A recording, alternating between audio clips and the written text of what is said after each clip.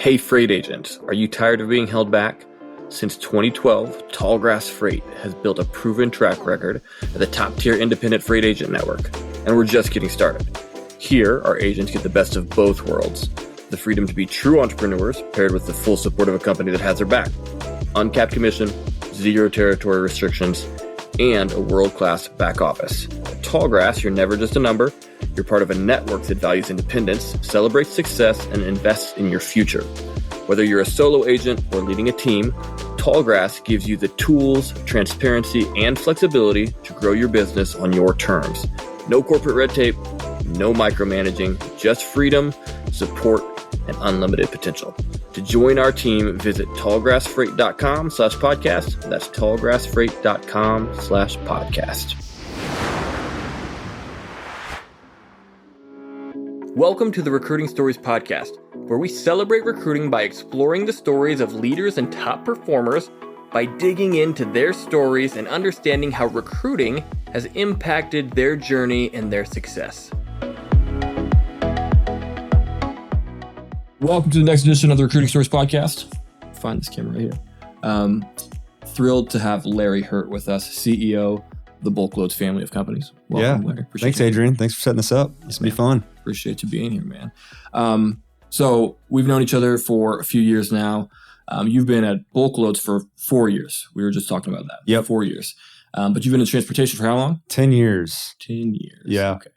Feels like 50. I've been in transportation for 10 years, but it's been different through the 10 years. Yeah. And so, it's, started out at C.H. Robinson. So I'll tell that story. But sure. I remember it clearly. I was sitting in my dorm room in college and figuring out what am I going to do? I had just been engaged. Mm-hmm. We were coming up on graduation and I was like, I want to go into some sort of sales. And once we got engaged, now the pressure was on. The baseball season was ending. Got a deadline. We were getting married. So all this stuff was kind of coming to a head. And I actually, I was just online searching for jobs and I was on Indeed. And sure enough, C.H. Robinson, Springfield, Missouri popped up. And I was like, oh, what's this? Did a little research and I was like, oh, it's a huge company. It's sales. It's what I want to do. Mm-hmm. I don't know anything about trucking or transportation, but it fit the sales vertical that I wanted to go into. So it wasn't in your blood, like you didn't no, long family. No. Okay. All right. No trucking background. My dad was in pharmaceutical sales. Okay, yeah. So I always thought I would end up going into pharmaceutical sales. But at the time I needed something Mm-hmm. quick. Yep. And so I got on Indeed, filled out my resume and sent it in. And got hired within the next couple of months. Awesome. And it was a great journey to C.H. Robinson. So I was at C.H. Robinson for 2 years, in the Springfield branch, and as a sales executive. So I worked in, Did you sell any mode specific there? Cause I know they're broad. Truckload, LTL, managed transport, anything specific or everything? Yeah, no, it was, when you're grinding out, like this is, I think it's so funny looking back now because I have so much appreciation for what it takes to win in the freight brokerage space. Yep. When I got in there, I'll never forget this. It was like 2 weeks before I started and I was trying to explain to my uncle what I was going to be doing in this job. Yep. And I was like, well, I'm going to be meeting with these, large food manufacturing companies. And he's like, but you guys don't own any trucks. And I was like, yeah, they don't own any. He's like, so you're a freight broker. And I was like, I guess. Yeah, I guess I'm a freight broker. And so, when I showed up, I didn't really specialize in anything. Sure. My stint there was pretty short. I did have some success in oil and gas and food and beverage. Yeah. But man, I was just pounding the phone trying to get people to talk to me most of the days. That's what freight brokerage is. Yeah. Like it's just trying to get the next person to talk. It's a numbers game. Yeah. Ultimately. So that's awesome. Okay. So that C.H. Robinson is where you got your start. Yes. And then how did you flow through into commercial insurance? Because I know that's how you ultimately ended up at Bulkloads. Yeah. So when I was at Robinson, there was a guy I knew that went to my church here in Springfield. And we were just out having a dinner one night with him and his wife and my wife. And he was just like, man, are you going to do this forever? And I was like, no, I'm actually considering, doing something else. And he's like, well, I'm a insurance broker, which the model for freight brokerage and insurance brokerage is very similar. Right. He's like, but there's a guy in my office that does truck insurance. Obviously, you've got a trucking background. I can make an introduction. So Interesting. I met with his colleague at the time, and we hit it off. And it was time for me to make a move. And so I went over there, and they hired me, and I helped build a small truck insurance division for a large insurance brokerage. So it was Bancorp South at the time. They've been bought and sold a few different times since I was there. But I helped them build a small little trucking book of business here out of the Springfield branch. And that's how I ended up moving to Bulkloads. A guy came into my office one day and was just like, hey, what do you know about Bulkloads? And I was like, I don't know anything about Bulkloads. I don't know what that is. And he's like, well, the owner lives in Ozark, which is 20 miles south of here. You should reach out to him. So I found Jared. I sent him a LinkedIn message, and I was just like, hey, we should talk. Yeah. And so with the evolution, Jared and I met. He has appreciation for C.H. Robinson and the industry. And so we just started talking, and he started sending me all these leads of truckers that were Bulkloads members on our load board. And Jared would send them to me and say, hey, this guy reached out and just had some questions on insurance. Can you help him? And so I was, Jared, for me, I was like, this is going to be awesome. I'm going to have all these leads coming in. They're warm. I'm getting an introduction. It's perfect. And so I started kind of building my book of business on some of his leads. And if you know anything about Jared and Bulkloads, he's the ultimate entrepreneur. And so it was probably about a year into that relationship where he just called me and was like, hey, I'm sending you these leads, but I'm not really getting anything out of the deal. And I'm like, yeah, I know. He's like, why don't you just come build this for us? Yeah.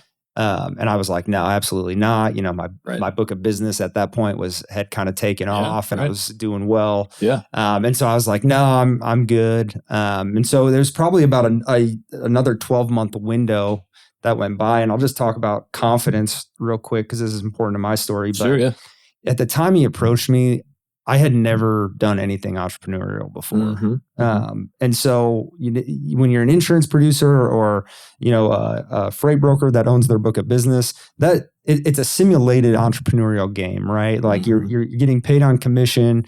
They're giving you the tools and the resources, but ultimately you're there to grow that book of business, and you're getting a percentage of that book, right? So you're already a quasi entrepreneur, but the operations piece is really, really hard to understand when you're focused on the sales. Right. So in that 12-month gap, when he originally approached me to the time I took it, I had started doing some more entrepreneurial engagement. So I had started buying real estate at that time, just some multifamily homes. I started to figure that out a little bit. And then I actually took a small stake in a promotional product company here locally that my wife was working at. And I had done a sweat equity deal with them. And he's cool. My wife was doing it. I actually wrote their insurance. That's how I met them. Cool. Yep. And so that was kind of cool. But I said, hey, if I can increase your sales by this amount, what do you think about giving me an equity stake in the business? Well, I wasn't far into that engagement where it worked. Yeah, right. And so we started seeing some fruit of that. At the same time, Jared had come back to me, and I'll never forget this as well, but he just said, he sent me an email, and all it said in the email is, hey, we need to talk. And so we schedule a time. I show up to his office the night before. I'm telling my wife, Savannah, I'm like, I know what he's going to ask. He's going to ask me to come over there again. And I was like, but I think I might be ready to try it if it's a good opportunity. But I said, I need these three things. I need the right salary. I knew he wasn't going to be able to pay for a new startup the same as probably what I was already making. And I needed, I wanted an equity stake in the business. And the third thing was I needed operational control if I was going to succeed at it. Yep. And which really, I guess you could boil the operational control. I wanted to be the CEO. Right. Like that's what I was there to be. I wanted to be the one making the decisions. And so I get to his office, and he, we say hi, and he slides a piece of paper across the desk, and it's folded upside down. So I flip it over, and I kid you not, it's all those three things. That's crazy. That we had discussed. And so I was like, you know what, this is the clear answer that God's saying this is the right spot. So I did 4 years at Bancorp South Insurance, and then I came over here and started in May of 2022 to build Bulk Insurance Group. That's super crazy. And also cool that you started to see like, I want to be an entrepreneur. Maybe I should like dip my toe in and start taking some entrepreneurial risks. Yep. And then then you guys kind of finally pulled the trigger together. If you guys know Jared, shout out to Jared. I met Jared too, probably while some of that was happening. And I remember like first walking up to like a loft in like downtown Ozark and being like, what are you building here? But similar to you in that I met him when I was like, okay, guy seems to be kind of active. There's not a ton of just like transportation tech type related people in the Springfield, Missouri area. Yep. And I was just like, hey man, this is kind of the group that I serve. Seems like we're kind of in a similar, space. I just want to meet other people down here because I had moved from Kansas City.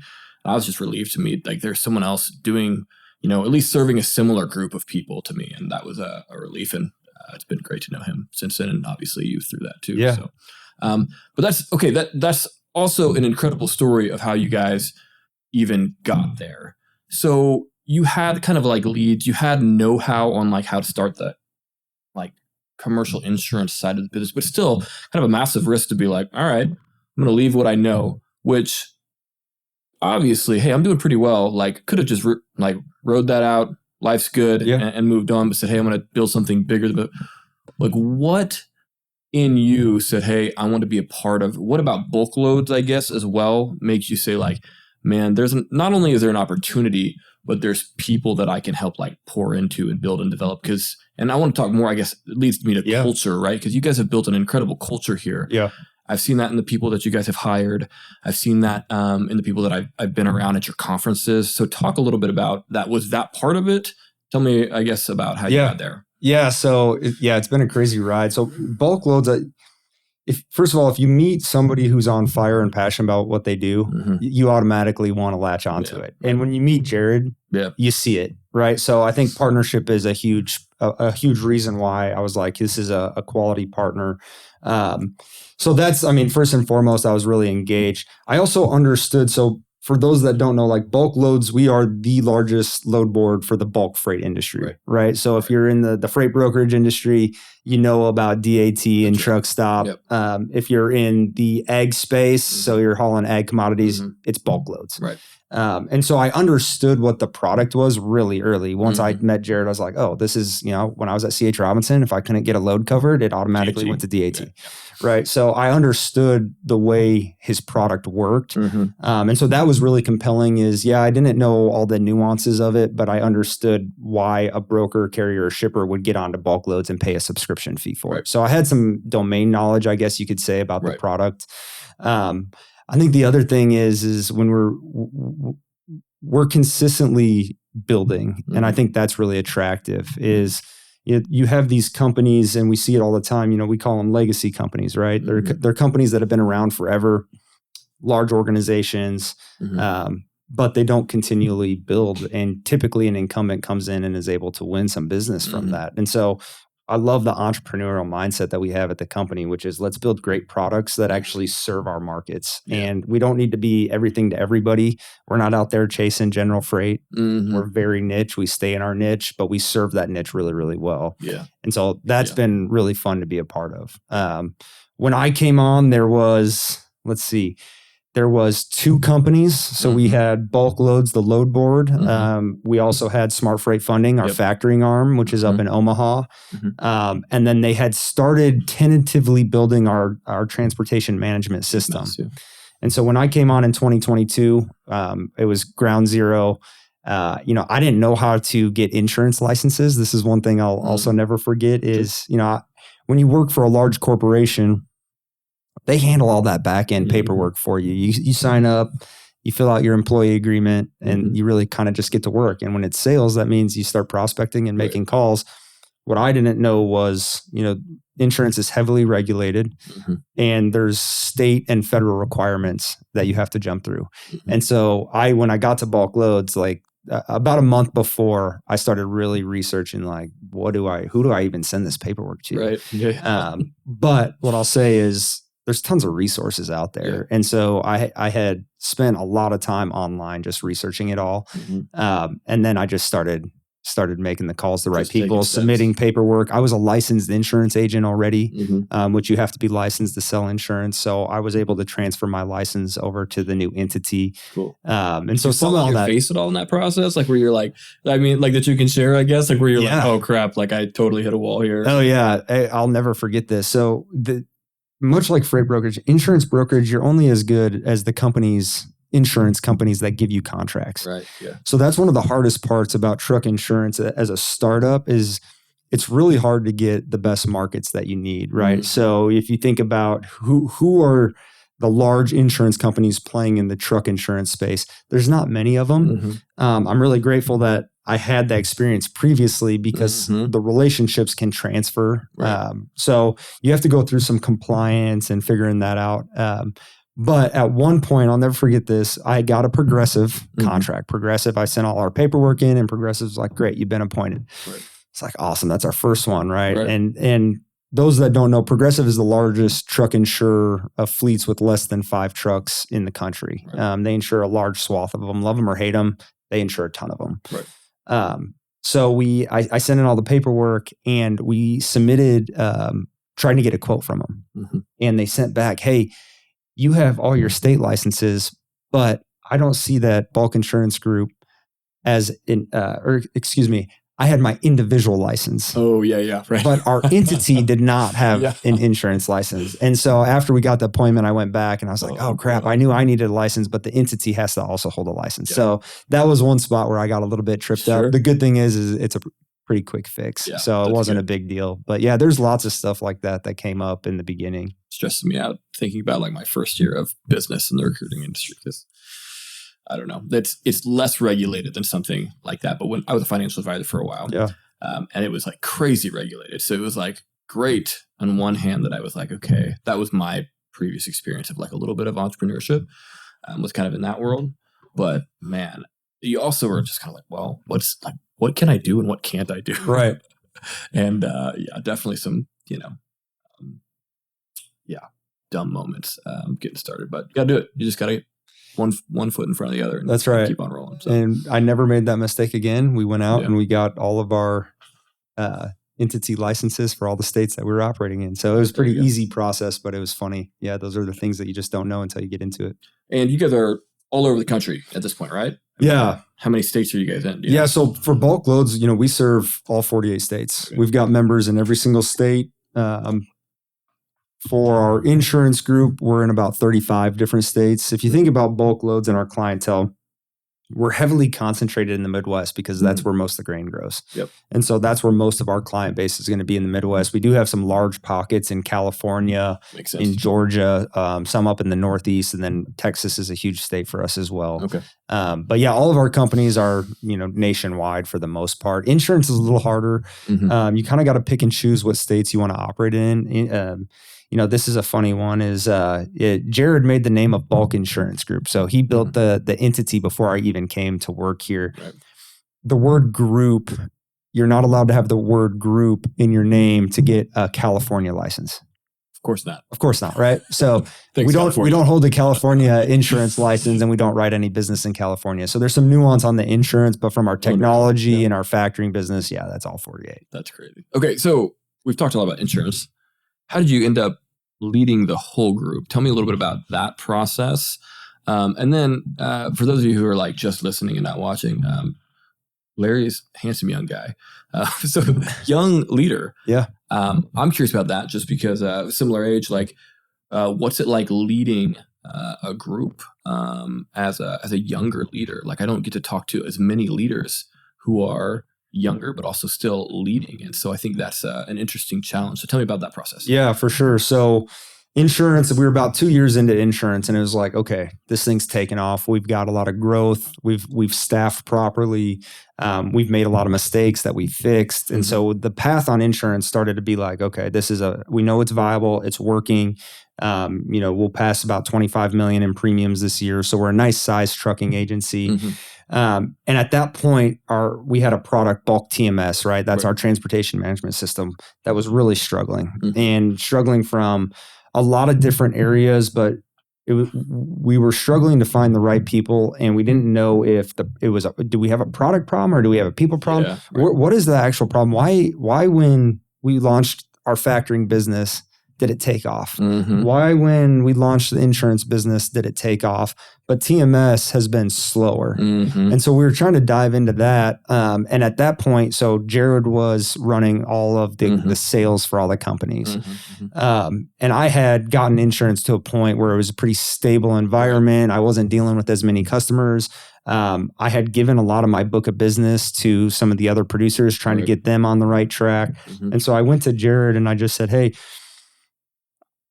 you're drowning in some of this stuff. Why don't you let me handle sales for the TMS and let's just see how it goes? Because those guys are coming to me anyways. You're out traveling, you're seeing customers.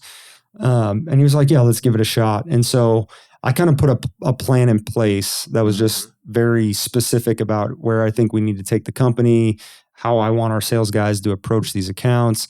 And we started to see some success. Now, I'll be honest, like we haven't seen still on that product. We're 2 years into this and we still haven't seen the success that we want. Right. But we gained a lot of clarity of where are the issues and how do we start addressing them. Technology is a lot harder to address than insurance brokerage because at the end of the day, I don't control what the insurance market does. Right. I'm here to sell it and have great customer service to my clients. Right. Technology is a lot more complex. You have to be the one that builds it, resources it, staffs it appropriately, and it's a big market. And there's a lot of players. Things change constantly. I mean, you see everything with AI and all that too. I feel like there's constant change, rapid change. Yeah. So that was just a challenge, and I'm actually really excited. We're launching version 2 of TMS. We just got it launched this month, and we're seeing a lot of success on it. So it took longer than I was anticipating, but we're really, really close. And we're getting the market response that we wish we would have had a few years ago, but just took more time. So I took the sales over. At that time, the factoring business also was like, hey, we need a sales leader. I was like, well, let's just aggregate it. Let me run sales for the entire organization. And so I did that for about a year and a half. And as our businesses, we're growing like 20 to 30% a year. And so we're adding headcount. It's moving fast. The market's changing. At the same time, my partner, Jared, he has been on this media, I'll call it a tour. And he's finding that we found as a company that him being in the market is actually a lot more advantageous versus him being in the office. And so I went to him and I said, hey, I'm just throwing this out there. I've got a proven track record, no pressure, but I can do this if you want to go focus on what you're really good at and what you're really passionate about. Because what I found is my sweet spot is leadership. It is organizational structure. It is manipulating the right people at the right time with the right product. And I love doing that. So it fills me up. Whereas it was really draining him. He wanted to be out seeing clients, touching clients, interviewing clients. And so we got together. There's 2 other owners, Rachel and Matt. We had an owners meeting and Jared said, hey, I want to make Larry the CEO of the company. At the same time that was happening, we were feeling some pressure in the market on our TMS product. Slow service times, downtime. Some of the products weren't working or the features weren't working correctly. And so I had already taken a lot of relational equity with a lot of those users over. And they also said, hey, you guys need to fix this. And so it was a good time to make a transition where Jared now really operates as the president of the company. I send financial reporting. I send all of the board reporting type information to Matt, Jared, and Rachel.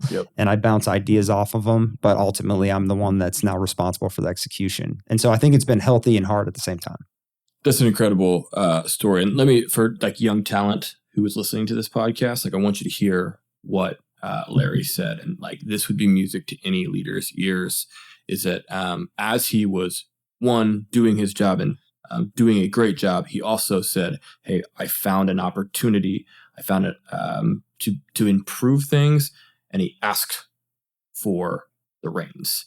Ultimately, can I take this over, or can I try this? And man, how cool is that? Like, I mean, I can think of my own leadership journey and the moments where that has happened, which has been like almost next to nothing for people to come to me and do that. But when they do, I'm always like, absolutely. Yeah. I would love for you to take this piece so I can focus on this piece over here. Like, I just think that's such a, obviously you need to be doing well in what your main day-to-day thing is to have the equity to say, hey, let me even ask. But if you can, and you can do that well, you'd think that would be welcomed with open arms. So props to you for doing that. It's a really cool story. Yeah, it was awesome. I'll say this. I think that, yeah, like you said, if young talent's listening, I have this standard for myself, and I think everyone should. But at the end of the day, everyone's measured on results. Mm-hmm. And so you can, if you look yourself in the mirror and say, hey, I've made some hard calls, but the results are there, and the numbers are there, and I can back it up. It's not just, I'm not just asking for an opportunity, but I can show you what I've done, and it's visible. Your partners and leaders and colleagues, they also see it. And so it's an easier conversation when you recognize that it all actually matches. You don't want to go in there and say, hey, I can do this. Totally. When you have no track record of proving it. And so that's like I think that's the key, is like, make sure that you're giving your own self, give an honest look at yourself of whether or not, am I actually producing? Am I making excuses?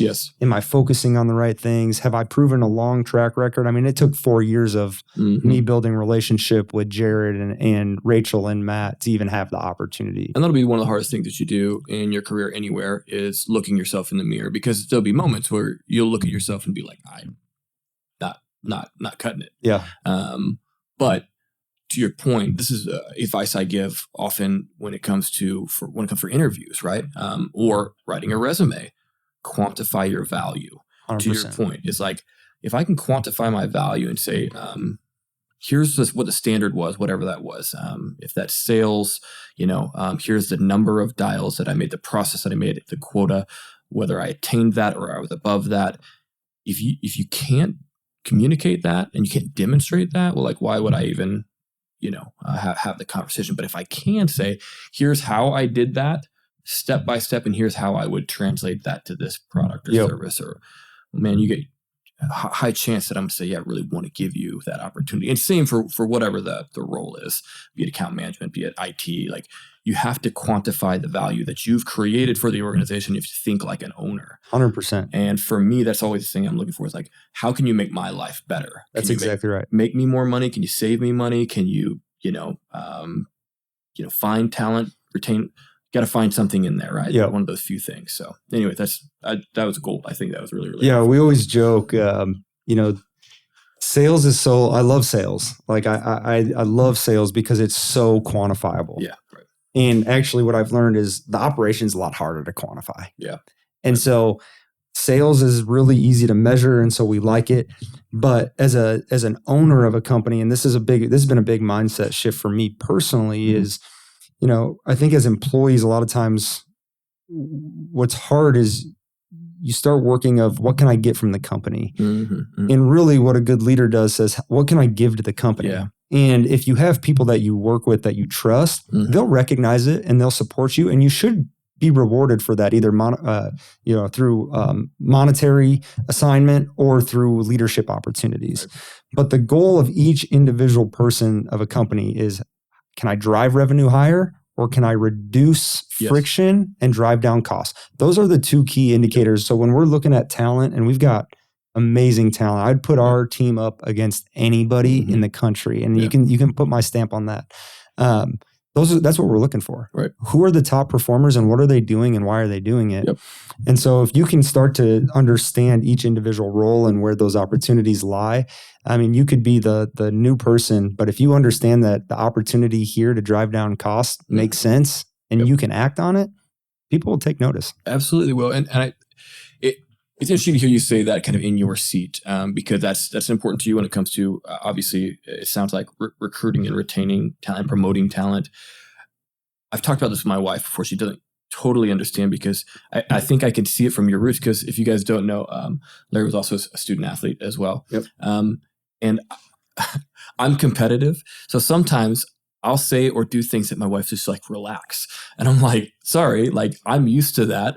But it goes back to, I literally watched film of my practices, like that's what we did every day. Yeah. And so, I mean, my coaches would break down and they would give me a grade after every single practice, like on a random Tuesday. Yeah.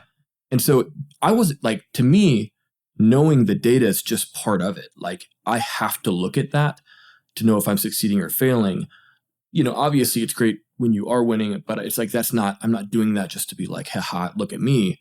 Like you have to measure inputs to figure out what the outputs are. 100%. So I assume that that's probably kind of where the roots of that came from for you too. It's kind of in your rhythms. I'm just curious about that for you. Yeah, you know, I don't know. I always tell my wife I have a problem. Like I have a problem. I was telling one of the guys in our office yesterday. It's a blessing and a curse because you can use it to your advantage in so many ways, but at the same time, you know, when I say I have a problem, what I really mean is when I see inefficiency, right. and when I see Jared drowning, what it really wasn't because I wanted to be the CEO. It was really because internally, I cannot function as a human being unless I address it and try to help fix it. Right. And so that's where we got with insurance was like it was taken off. I really wasn't as useful on insurance anymore. And, I still am a part of it and I'm overseeing it. But on the day-to-day level, like I wasn't helping our sales guys. They had kind of figured out their rhythm. But I saw it over here and I was like, I got to do something about it. And so some of it, I think, is honestly personality. My dad was really hard on me and my brothers growing up. So I wonder if, maybe that has something to do with it. I do thank him now for it. You know, as a kid, you're like, why is dad so hard on me? But, you know, if you're raking the yard, you rake all the leaves. Right. And if you're, I think back to my first job in high school, I was one of those moving truck guys. I moved more boxes than everybody every single day. And that's just the person that I wanted to be. And I think when you can get that principle driven life, you'll just have success. Yeah. It's funny to see how that consistent effort over time, how it adds up, be it sales, be it relationships, whatever it is. So that's awesome. I love that. That's good stuff, man. Okay. What sports were you real fast? So baseball and football. You were baseball and football. That's right. What position in baseball? So I was left field in baseball in college. I was center field in high school, left field in college, and then free safety in football. I only played 1 year of college football. Hey, that's all right. So I had a good time. That was a lot of fun. DBs United. Yeah. Good. Who's your pro teams? Do you like? So pro teams, the Packers are my NFL team. Okay. I'm from Wisconsin originally. I didn't know that. Yeah, Eau Claire, Wisconsin. So grew up in Eau Claire. I'm a Minnesota Wild hockey fan. Being close to. I graduated from Mankato. So. Yeah. Yep. And then I played at St. Cloud State for 2 years for baseball, and then moved down here to Springfield. I always forget that you're in St. Cloud. I'm a Brewers fan. Technically, I don't follow professional baseball probably as much as football, but I do watch YouTube highlights every once in a while. I'm like a Royals fan, I guess by trade, and probably where I've spent most of my time in my life. But like most of the people around me are Cardinals fans, so like I root for the Cardinals too. You're a Missouri boy, grew up in the middle of the state. You can root for either one. So there's go. That's cool. I forgot that you were from up north. So that makes sense. Well, okay. So tell me about then Bulkloads before we kind of wrap up here. You guys are kind of the premier name in the ag and bulk space, right? And one of the things that I think is amazing is you guys have, and I've been to most of your conferences at this point, which are awesome. If you haven't signed up and go to the bulk freight conference, the thing that I've noticed is it's just a different atmosphere than most transportation conferences I go to in so many ways. Like you can kind of explain that, I think, but it's such more of just like a family and values and even faith all are kind of integrated into this idea of business as well. And you guys have adopted that. I see that both in the business, but also in the conferences too. So I guess my question is, what are the things that make you guys different? And who's your target market? Who are you guys trying to connect with? Yeah, for sure. Yeah. So great questions. When I took over as CEO, my first real test was I wanted to reinvent us culturally.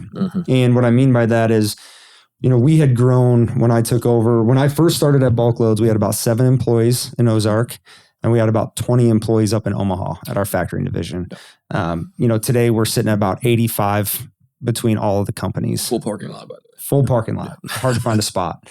And so we've always been this kind of I call it a family-run business. We had a great marketplace on Bulkloads load board.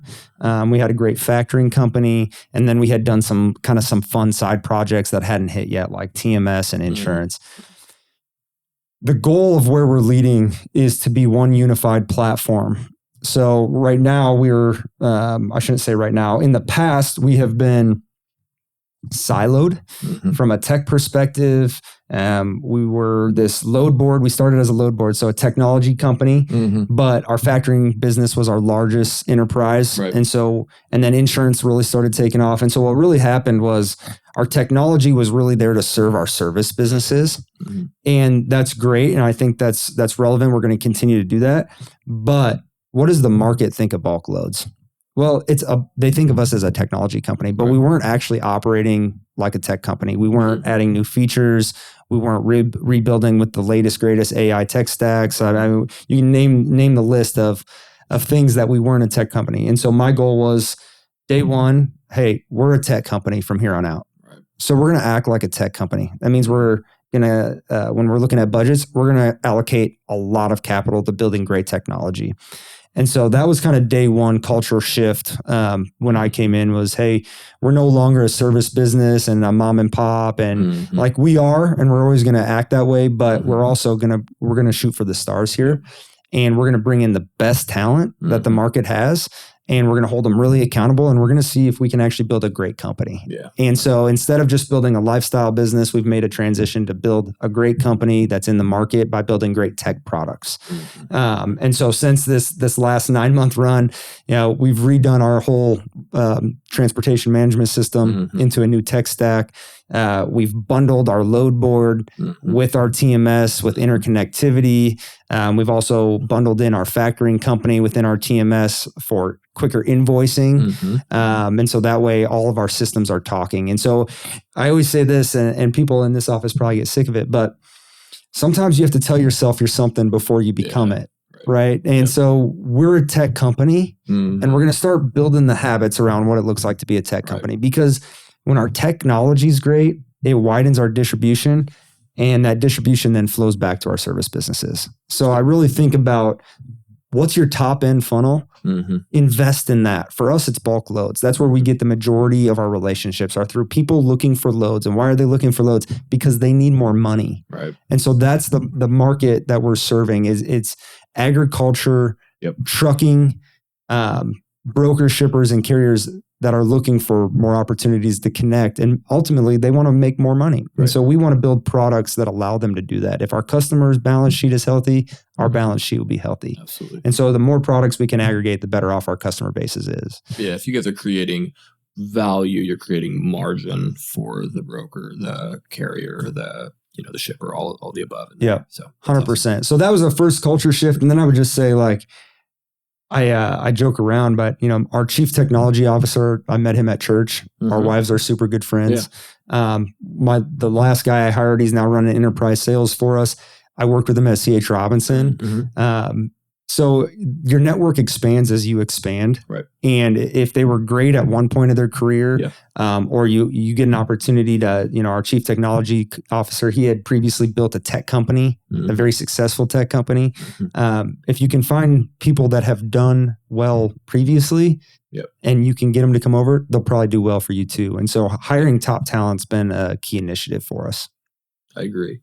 Make sure you're cut.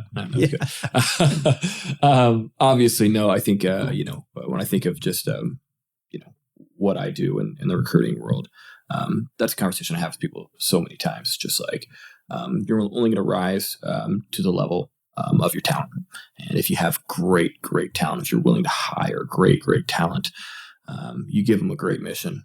You give them values to hold themselves to.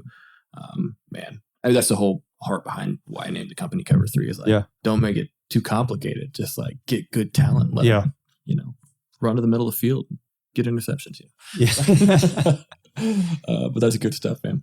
Well, cool. As we wrap up, just kind of be respectful of your time here. I was thinking, one of the questions I always ask people is, looking back, if you were talking to your 20-year-old self, what advice would you give 20-year-old Larry? Oh, if you had to look back at this point, like husband, father, business leader, you got a lot of cool things that you've done. What advice would you give that guy? Yeah. Wow. That guy, I think about this all the time, is you don't realize you're changing when you're in the middle of change until you look back. And so I love the question. I think number one is, God's in control. And I remember when I was building my book of business and it was really hard and no one was answering the phone and I'm on commission only and I'm taking a salary decrease. I mean, me and my wife joke all the time. We actually downsized our first house, which was already like a downsized house. Yeah. And we downsized again because I was on a commission structure where I was taking, I had 3 years to get to commission only. It worked out. Yeah. I learned that money's not everything. Right. And so even when I came over to here, you chase opportunity. Yeah. That's what I want to do. I want to chase opportunities. The money will follow if you can execute the opportunity. Yeah, and so be smart and look at the best ways to serve the people around you. A guy once told me, you'll always be paid for the amount of people that you serve. And so the more people that you serve, whether it's in your organization or customer base, your comp will be according to that. Yeah. And so if there's ways to serve, take risk. I mean, we've taken a ton of risks. My wife and I, over the last 14 years, a lot of risk. Mm-hmm. Some of it's paid off, some of it hasn't, but we've learned along the way. Cool. And so I think just continue to take risks, trust God. None of this matters. We're all going to die at the end of the day. And so this is fun and you get to be a part of it, and it's hard and it's a struggle and it's challenging.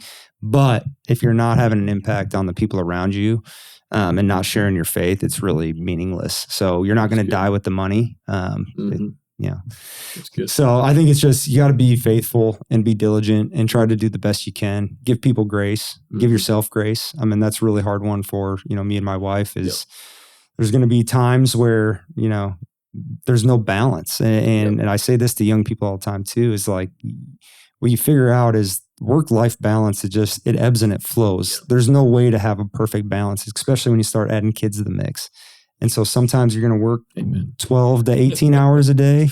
And then other times, your car's going to break down, and that's a good time to take the morning off because life gave you a break. So I think you just got to figure all that stuff out. But yeah, if I could summarize everything, don't be scared. Yeah. It's going to work out. Yeah. Be smart. Don't be dumb. Yeah. Take calculated risk. Good. Find great partners. Find people that you aspire to be like someday. I love Jared because when I look at him, he's who I want to be 15 years from now. Exactly. And so the roadmap's already been laid out. Find somebody and latch onto them. Yeah. And learn from them. Yeah. Who can you hitch your wagon to? That's 100%. Good.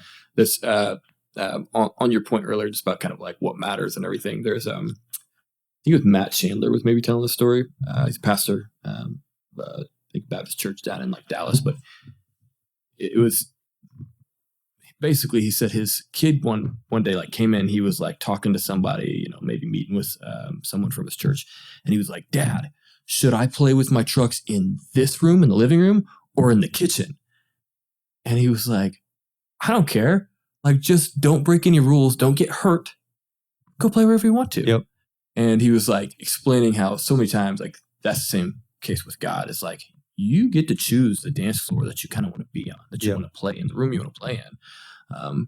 Don't break the rules. Yep. Don't hurt yourself or somebody else. You can choose to build a life and go have fun. Yep. And I think we forget that we overcomplicate. I know I overcomplicated it, especially my 20s, man. I was just I just thought, oh gosh, I got to do a special, perfect thing. And just completely overthought it for several years before I was finally just get to work, man. Yeah. Just go to work. And to your point, you find great people that you can kind of hitch your wagon to and learn from. A lot of it will take care of itself. Yeah, 100%. So, and I think just the last thing I'd say is just be the person in your organization that brings a good attitude every single day. And it'll change every relationship that you have. Yeah. I mean, if you're the person that is showing up on time, ready to go, bring in the energy, you will get opportunities. And I think if I told my 20-year-old self anything, it would just be, no matter what's going on in your life, be the most positive person that you can be in the room. You're not always going to be positive. Right. Do the best that you can and see the opportunities that come. That's good. Attitude and effort. Hard to beat. Last question, kind of before we wrap up. Any books that have been like a big help or that you would want to share with everybody else has been helpful on your journey? Oh yeah, absolutely. Book I read at C.H. Robinson that guided me into my next career path into insurance, and my boss gave it to me at C.H. Robinson, was the 10 Invaluable Laws of Growth by John Maxwell. I read that book. I got done with it and I was like, my time here is done. It's time for me to grow. So I loved that book. I'm reading one right now called The Principle-Driven Business, I believe, Principle-Driven Business. And it's by Koch Industries, Charlie Koch. They're a fertilizer, large agribusiness company. Wichita or something like that. Yep. Yeah. Yep. So not Coke soda, but the Koch Industries. K-O-C-H. Yep. Beautiful book. Within the last 2 months, I've already started to embed the principles that drive everything that we do at Bulkloads. And so you can map the game plan out. Yeah. The execution is up to you to make sure that you deliver. But you can build a whole playbook on just being a principled person. And how do you qualify decisions? How do you make decisions? Do you stick with the principles that are important? Love that book. So yeah, those are the two that I've been on. I also listened to a book earlier in this year, and I can't remember the name of it, but it was the founding story of Netflix. Oh, okay. Yeah. And I loved it. My two biggest takeaways was this idea of candor. So within an organization, there's always self-preservation, right? We all have individual interests that we're trying to preserve. The idea is that you should be able to go into your boss's office at any time and tell him, you should be able to get an honest answer of where you stand within the company. Yep. So over-communicate. I think for leaders, you don't want to hurt people's feelings sometimes. And I think that I've learned in this book, validated, you got to rip the Band-Aid off. If they're not performing to the level that you need them to perform, you need to clarify that with them, be honest with them. So I loved that principle of it. And then it was also this idea of overpaying for top talent. Really interesting. We've adopted it here and we've seen great benefit from it. So I don't think you need to pay people way above market all the time. But what we've noticed is the people that we've got that are at top of market have also produced the highest results. Yep, absolutely. Yeah, I've seen that time and time again. And a lot of people on social media will take that and run with it the wrong way. But sometimes that's enough to say, hey, come just to get your attention. You need to come see what we're doing over here. Yep. And if you can, you can win great talent. And if they've proven it, like we talked about earlier, you've quantified your value, you know what you're doing, they'll make an impact because that's who they are. Intrinsically, that's who they are. So that's good, man. I appreciate it. Yeah, you bet. Well, man, love the conversation. Really appreciate you. If people want to get in touch with you, they want to get in touch with Bulkloads, what's the best way to do that? Yeah, just go on bulkloads.com. You'll be able to go onto the load board. You can sign up. There'll be a customer service. You can email me directly all the time at larry@bulkloads.com or shoot me an email or text. I think my phone number is on the website. So yeah, anybody that wants to reach out, I'd be happy to talk to them. Awesome. Larry Hurt, everybody. Appreciate it, man. Thanks. Appreciate you. Thanks for listening to the Recruiting Stories podcast. If you haven't yet, subscribe wherever you listen to podcasts. Check us out on LinkedIn, Adrian Chapman, and Cover 3 Consulting is our company page. Also check out our website, www.cov3consulting.com. Again, thanks for joining us, and we just simply want to remind you that you can change the world by putting people in a position where they can do the most good, and you do that by recruiting. Thanks again for joining us. We'll see you next time.